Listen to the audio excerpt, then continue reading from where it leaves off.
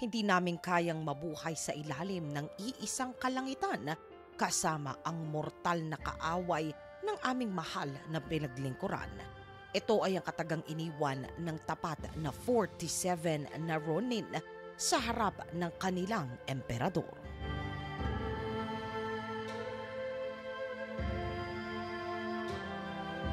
Ikakwento ko sa inyo mga katinagalog ko ang totoong kaganapan na nagpatibay ng salitang katapatan ng bansang Japan, ang totoong kwento ng 47 Ronin.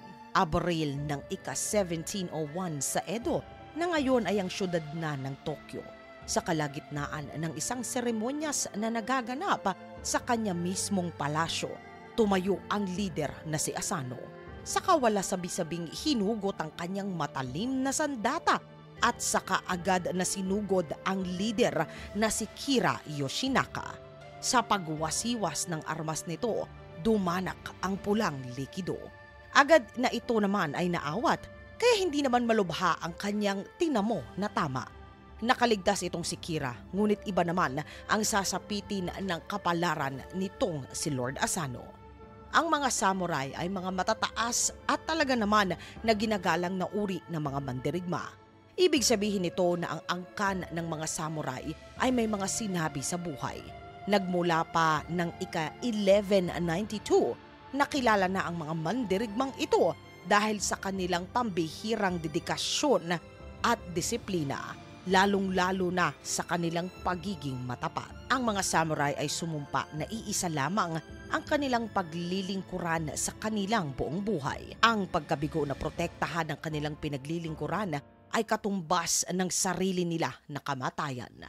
Samantalang ang gobyerno ng Tokugawa ng panahong iyon ay ang may sakop sa bansang Japan. Halos 100 taon pa lamang ang nakararaan nang maghasik ng kaguluhan ang mga warlord at ang kanilang mga samurai. Ito ay kumalat ng maigi sa buong bansa ng Japan.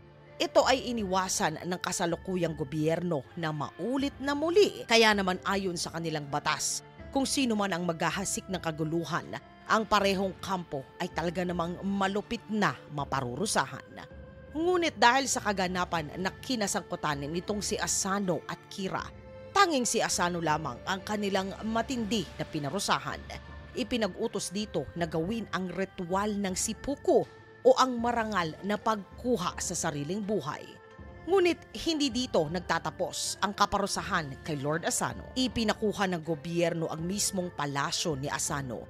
Maging ang mga opisyal nito ay lahat ay pinaalis, saka ipinaaresto ang nakababatang kapatid nito.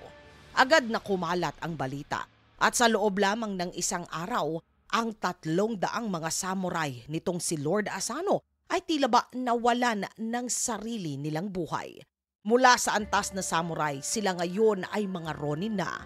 Ang mga Ronin, mga katinagalog ko, ay ang mga samurai na nabigong ipagtanggol ang kanilang pinaglilingkuran. Sila ay ang mga samurai na tila ba na naulila. Habang nagpupulong-pulong, isa sa tanong na kanilang nais na malaman ay kung bakit nga ba inatake nitong si Lord Asano itong si Kira. May mga nagsasabing ininsulto nitong si Kira si Asano sa harap ng maraming tao. Mayroon naman nagsasabi na baka ginamitan ito ng itim na mahika.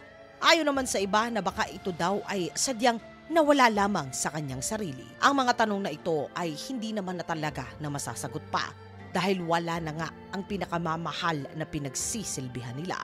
Sa pagpupulong-pulong ng 300, naging hati-hati ang opinyon ng bawat isa. Ayon sa iba na dahil ipinagbawal na gantihan ay dapat na ito ay kanila lamang taos na puso na tanggapin. Ayon naman sa iba na hindi nararapat na sila ay mabuhay habang si Lord Asano ay wala na. Marapat daw na sundan nila ito hanggang sa kanilang kabilang buhay. Samantalang isa sa pinakamataas na lider ng samurai ni Asano na si Horibe Yusube ang nagsabing kailangang isakatuparan nila ang hiling ni Lord Asano, ang tapusin itong si Kira. Ayon sa kanya na habang nabubuhay itong si Lord Kira ay labis pa rin ang dungis sa pagkatao nila. Hindi naman sumang-ayon dito ang pinakamataas na samurai na si Oishi Yoshio. Ayon sa kanya na kung susundin nila ang utos ng pamahalaan, maaaring magpakita ng awa ang gobyerno at hayaan nila na ang nakababatang kapatid ni Lord Asano ang magmana ng kanilang kaharian. Kaya naman labag na labag man sa kalooban, mapayapang isinuko ng mga samurai ang palasyo na kanilang itinuturing na buhay at bahay. Ngunit ang inaasam nila na resulta ay iba ang kinalabasan. Hindi nila ibinalik sa nakababatang kapatid ni Asano ang trono, sa halip tuluyan pa na ikinulong ito. Sa 300 mga Ronin, 47 ang nagpasya na ilalaban nila ang kahuwalanghiyaan na inabot nila. Kasama na dito ay si Horibe at si Oishi. At matapos nga ang 2 taon mula nang si Lord Asano ay mabigo, pinasok nila Horibe at Oishi kasama ang kanilang mga Ronin ang palasyo nitong si Lord Kira. Tinapos nila ang 16 sa pinakamagagaling nitong mga samurai, malubhang nasugatan din ang 23 pa. Saka kinuha nila mismo ang ulo nitong si Lord Kira. Dala-dala ang regalo, iniharap nila ito sa puntod ni Lord Asano. Matapos mabigyang galang ang kanilang yumaong pinaglingkuran, isinuko nila ang kanilang mga sarili sa opisyal ng pamahalaan ng Tokugawa. Ayon kay Oishi na hindi namin kayang mabuhay sa ilalim ng iisang kalangitan kasama ang mortal na kaaway ng aming mahal na pinaglingkuran. Nahati ang mga opisyal sa usaping ito. Ito ay dahil nilabag ng mga Ronin ang usaping pangkapayapaan, kaya dapat lamang daw na sila ay matindi na maparusahan. Ngunit sa kabilang banda, kasama ito sa mga sinumpaang tungkulin ng mga tapat na mga samurai. Ang katapatan ay sandigan ng kanilang matatag na pamahalaan. Kaya naman inabot pa ng ilang linggo ang matinding debate bago sila ay tuluyan na makapagpasya. Ang 47 Ronin ay kailangang papurihan, ngunit kailangan kasabay nito sila rin ay matindi na maparusahan. Kaya naman sila ay pinayagan na gawin ang seppuku, ang marangal na pagkuha sa sariling buhay. Pinayagan din sila na mahimlay sa tabi ng kanilang mahal na si Lord Asano. Matapos na maganap ito, kumalat ng husto ang kanilang kwento, hanggang sa ito ay maging isa na lamang alamat. Paulit-ulit na nagpasalin ito mga katinagalog ko, hanggang sa muli. Dahil sa makabagong siyensya, napatunayan na ang 47 Ronin pala ay hindi lamang isang alamat, kundi mga totoong magigiting naman dirigma na alam ang ibig sabihin ng karangalan at ng katapatan.